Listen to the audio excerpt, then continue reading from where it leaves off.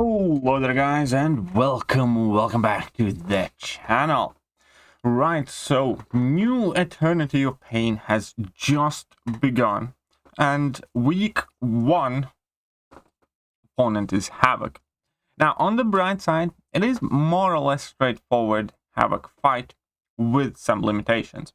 So, as always, I will go over the nodes, kind of explain the principle behind them, show you guys one quick solo. I will refer you to more on my live stream if you want to catch that, as I was just doing it live. And then we're going to go over the best options for Thronebreaker players, best options for Paragon players, and just kind of general list of most suitable options for this fight, in my personal opinion. So let's start. So we have heal block passive. Unfortunately, this being a passive heal block basically automatically means you cannot use Liquid Courage Double Edge because there's going to be no way of getting rid of this thing. So that's kind of annoying from the get-go, but they are doing it because otherwise you'd be getting basically healing throughout the entire fight, and that is something they typically like to avoid in these Eternity of Pain things. Now also, the defender is immune to all forms of power manipulation, obviously makes Havok much more potent, because it was a very easy way how to get rid of all of his charges, is just power drain him.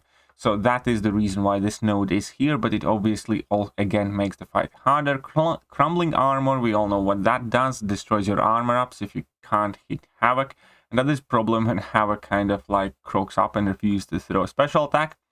Now, immovable object is node that helps you. Every 5 hits on your combo meter, you gain a steadfast buff, improving your block proficiency and also letting you block 1 unblockable hit per buff.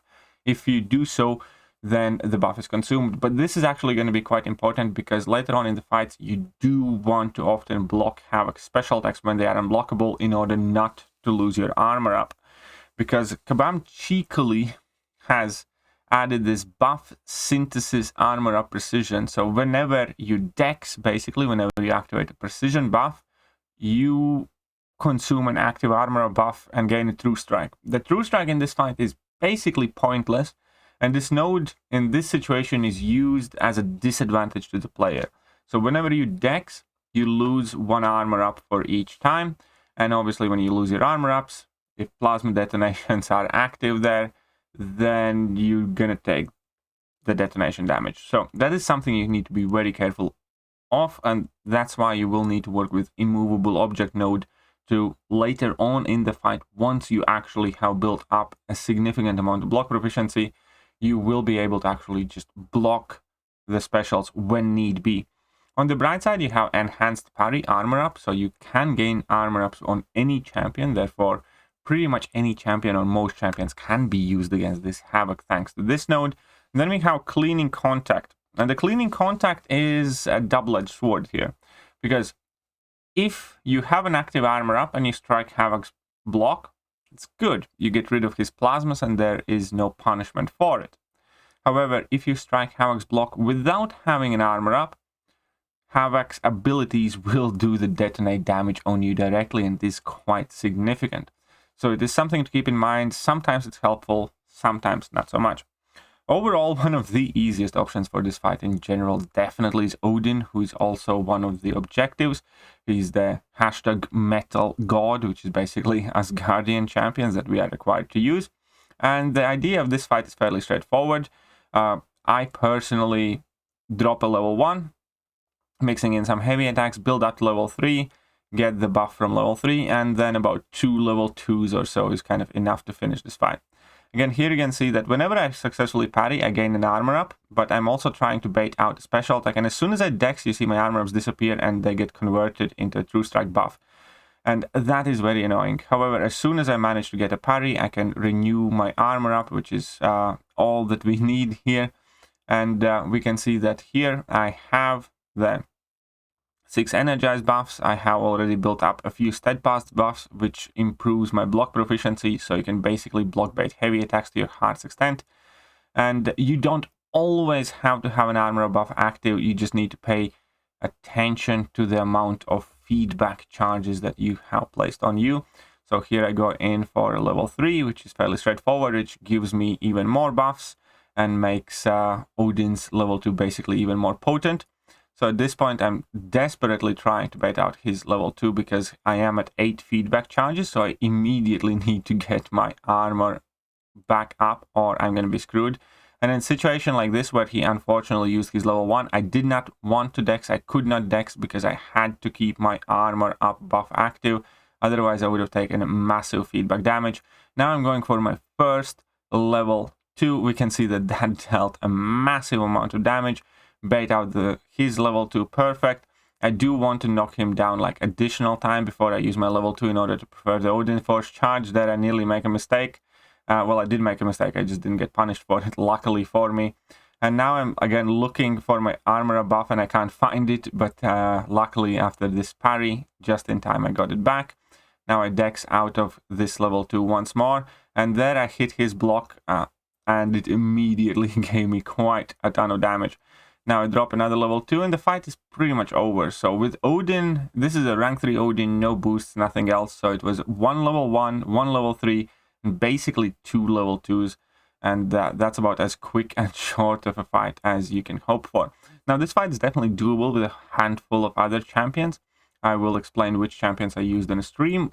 Those solos you can find easily on my last live stream. And yeah, let's move on to the next scene. So what is the best strategy for Thronebreakers? Hulkbuster is the one champion that fulfills both objectives for Thronebreaker champions. So for Thronebreaker players, you need to defeat him with an Avenger and a size XL champion. Hulkbuster is both an Avenger and XL champion. I did try it out. It's doable. It's not super easy because, again, you really need to be mindful when you use your shock. In fact, ideally, I'd say you probably want to largely use your level 1s, and that's kind of about it because you don't really want to get him shocked, at least initially. And even then, because you can't manipulate his power, you can't really go in those super heavy kind of like punching combos, but it's still kind of doable. It's not the easiest fight, but you would have to only do it once. Now, my personal recommendation would be probably something in a region of using Captain America Sam Wilson, which is who I got my first solo with. Namor is a perfectly valid option as well. With him, you can choose to reflect the damage as well, and you can gain your armor ups, and then you can kind of nuke him down. And my very first try on the stream, I finished, well, I got Havok down to about 30% health, and I was perfectly set up to basically finish that fight. I just made a big mistake and ran into a special 2 because I rushed a bit too much.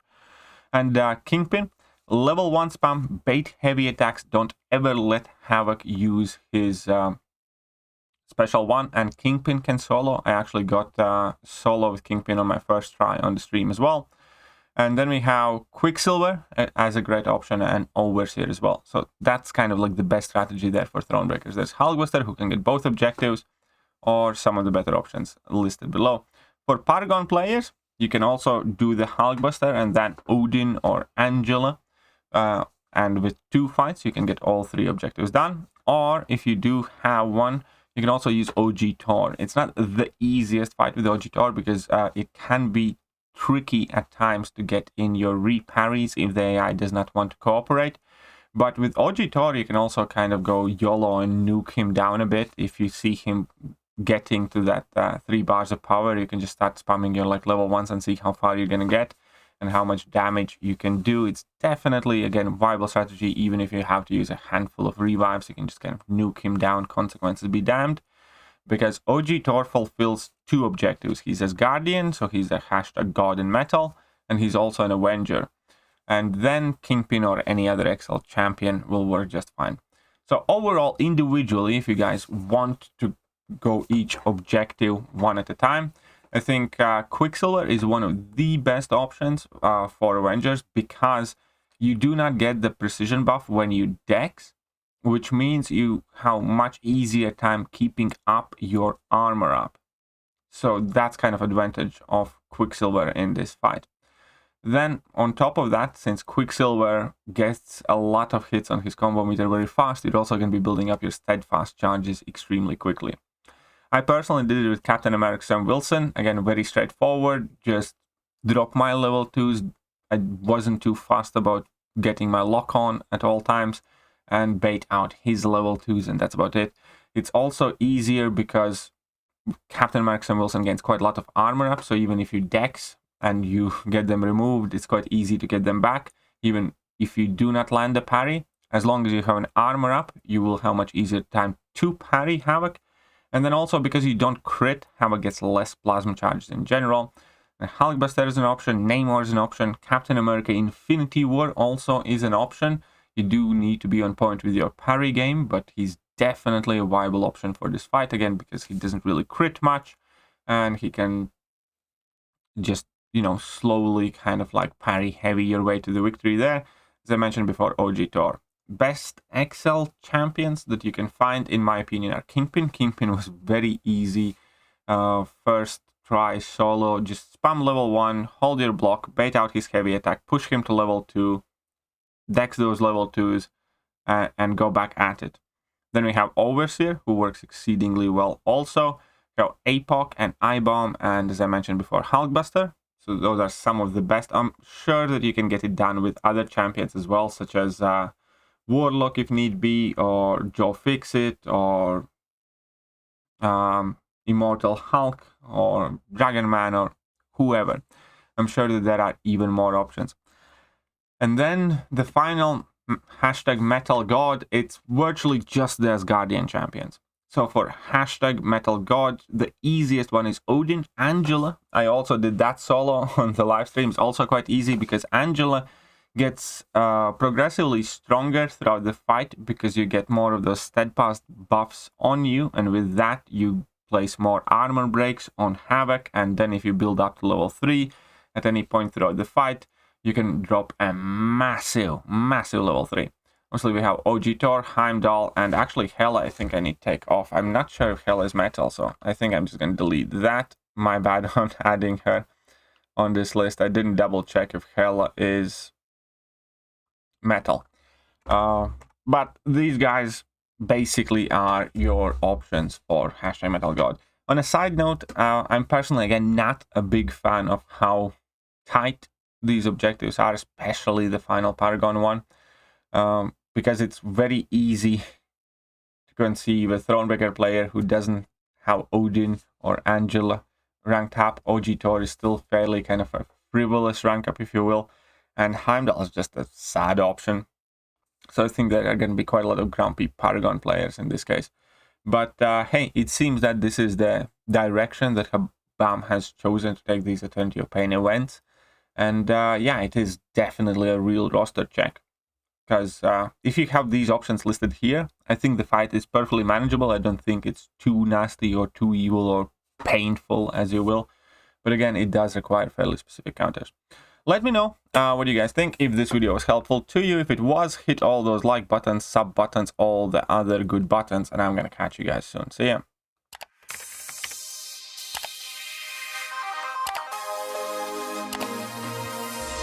Hello there guys, and welcome back to the channel. So we have all the information about the